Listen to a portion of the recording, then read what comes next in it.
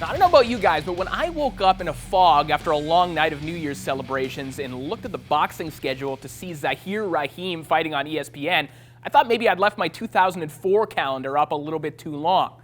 After a couple of Bloody Marys, I realized that this was actually the case. The Z-Man returns to American TV on Friday Night Fights this week, and after Arash Usmani had to pull out of the main event due to an ankle injury, becomes the de facto attraction on this card. After getting stopped by Ali Funica in their IBF Eliminator in 2008, Raheem faded away and seemed to be done with the sport. But after 3 stoppage wins in 2013, including one over a faded Justin Juco and a spacey Tim Coleman, he's on the road towards another big opportunity. If this were 3 years ago, a guy like Raheem wouldn't have had any chance of getting on television because there just wouldn't have been space.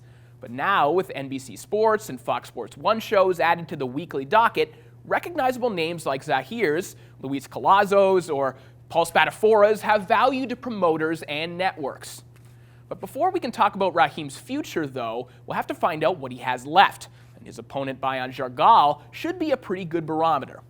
Jargal fights at a tempo that a truly shot fighter wouldn't be able to keep up with, and has some decent head movement and a sneaky left hook that will test Raheem's ability to pull the trigger.